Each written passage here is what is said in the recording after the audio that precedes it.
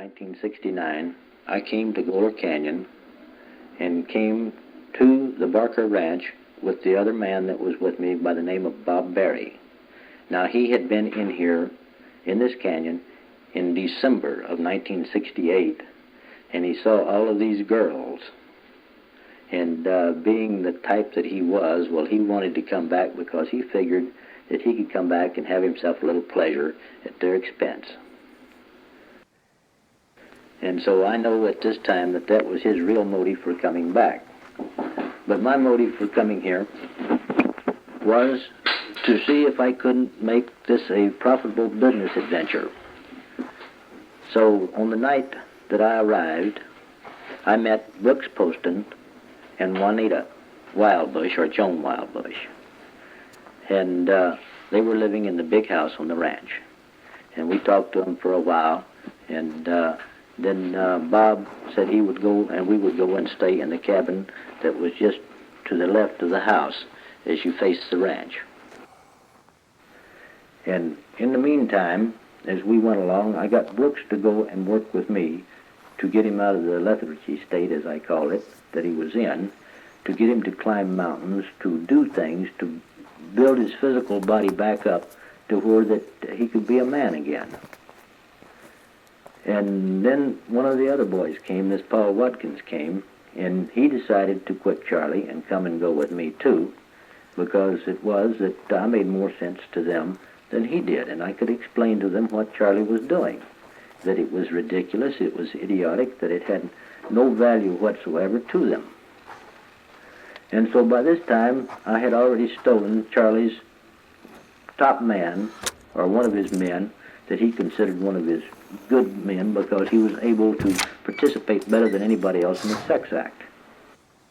And then later on, another one of the guys that he'd been trying to capture came up, and he wanted to know if he could stay with me too, because he didn't have any place to go, because they had busted, by this time they had busted Spawn's ranch. And so by this time I had stolen from him, in his mind, 3 of his men. And so he was very angry with me. He had never seen me. He didn't know who I was. But I must be some kind of big medicine, because people were leaving him to go with me. They have already expressed their desires and their wishes to be completely separate from Charles Manson, or whatever his name is, because they have been able to see that he is nuts, he's crazy as a loon, and that this is my personal opinion, but I think that from all the tapes that we are making here, that there should be some substantiation to what we say. And so he has programmed all of his people to the extent that they're just like him. He has put all kind of things in their head. I didn't believe it could be done, but he's done it. And I see it working.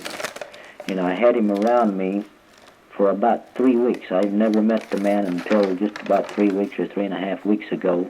But from what I see, and what I see coming into the desert, I don't see how in the hell he's getting it, other than the fact that these people are doing it for him, because he does nothing himself.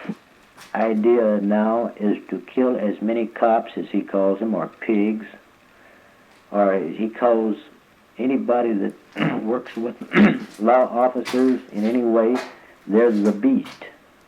Now, as I was carrying in this old orange power wagon a bunch of batteries, tires, tubes, and battery acid, and all kind of equipment that this man could use for what he considered his dune buggies in his game,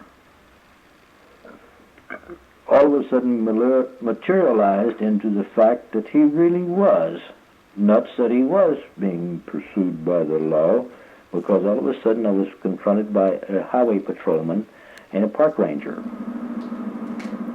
And so Charlie has set up the whole thing. It's kind of like a storybook.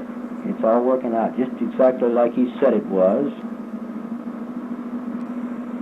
And so he is going to have his problems. He says Helter Skelter is coming down, and the only Helter Skelter that I can see is a Helter Skelter that he has built in his own mind, that he's created for himself, and all the people that are with him.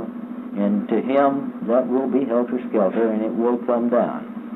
He can sneak into your camp. He can sit 6 feet from you in the back of a window or something like that, hear everything that is going on, and then the next time he sees you, he tells you your whole conversation and starts laughing like hell at you and telling you how stupid you are. But I had a double-barrel shotgun in my cabin, and he ran into the cabin, grabbed the shotgun, up and over the hill, and shortly after that, Brooks said he heard 3 shots. I didn't hear the 3 shots, but Brooks said he heard 3 shots. Shortly after that, Charlie came back into the camp, put the shotgun back in my cabin, and said that he hadn't done nothing. He said that he just ran around from rock to rock, poking his head over the rocks and scaring the officers, and that they left.